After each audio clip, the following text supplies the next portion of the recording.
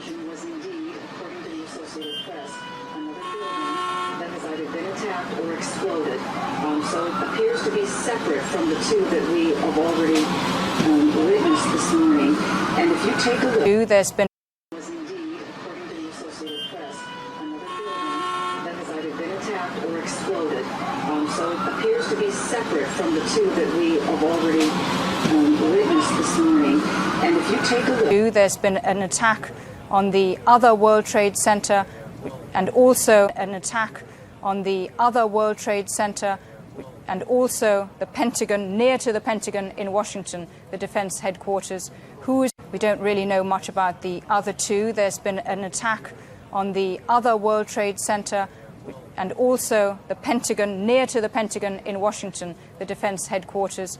Who is responsible? That is still unclear. The Democratic Front for the Liberation of Palestine have denied being behind the attack. Of a fourth explosion at the Trade Center. Evacuated out of the immediate area. I mean, clearly fearing that the World Trade Center Twin Towers would collapse, and indeed they were proved right. And another building next to the World Trade Center has also collapsed. But I haven't been able to listen to the local stations. I'm afraid the local television stations are running this in very American style as a drama. I think they're just going. Some New York City officials. Frank, go ahead. That's right. I'm standing here right now just off Broadway by City Hall with Michael Hess, who is the city's corporation counsel. Mr. Hess, you were trapped in, I believe, 7 World Trade Center. Go ahead, sir. Yes, I was. I was up in the emergency management center on the 23rd floor, and when all the power went out in the building, another gentleman and I walked down to the 8th floor where there was an explosion, and we've been trapped on the 8th floor with smoke, thick smoke all around us for about an hour and a half. But the New York Fire Department, as terrific as they are, just came and got us out.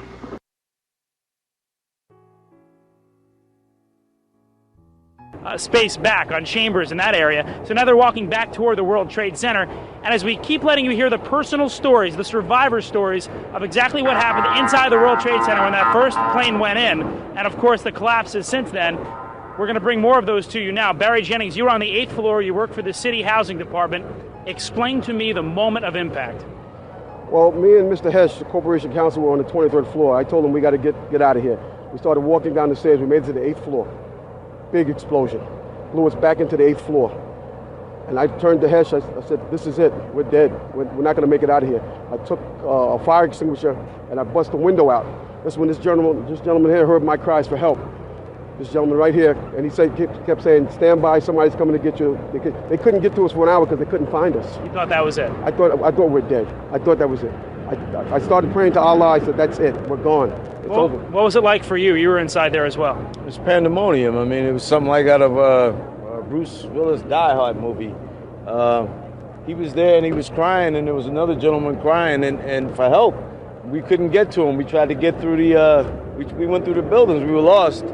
Both staircases, the backside was completely blown away. There was no way to access us. We couldn't get to them. And finally, one of the fire department teams found them. But we didn't think they were going to make it. Well, certainly you got out. Many others didn't. Of course, we don't have a number right now of fatalities or injuries. But I want to translate a story to you that another man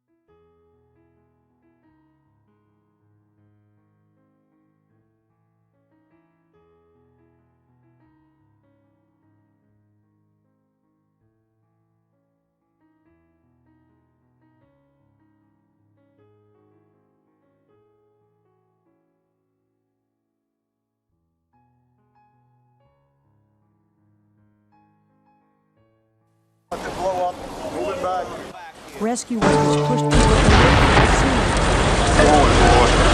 I asked Rosars to review her video on Facebook with me about the building about to blow up, and I was going to ask about the other people in the video, and I wanted to find out who and how they knew the building was about to blow up.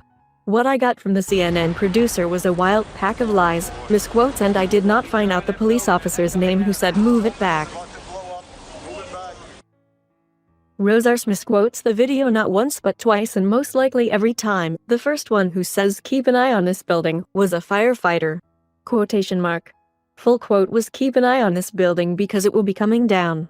Rosars CNN, the one who says the whole thing is about to blow up, is my photojournalist who could see it through his lens. Why do you ask?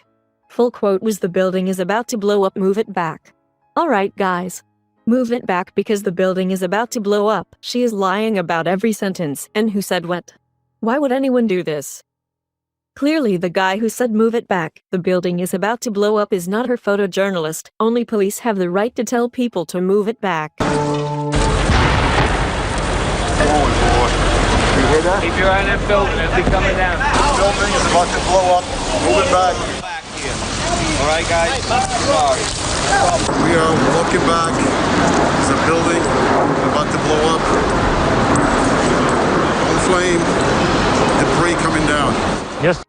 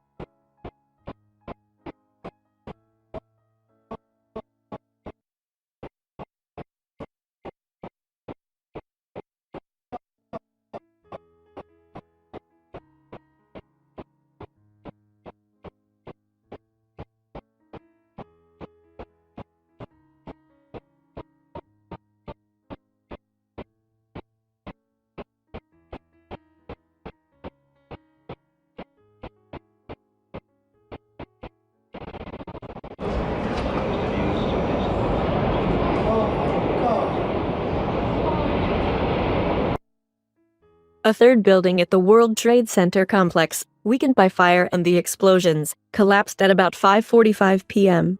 Why would Building 7 be weakened by bombs?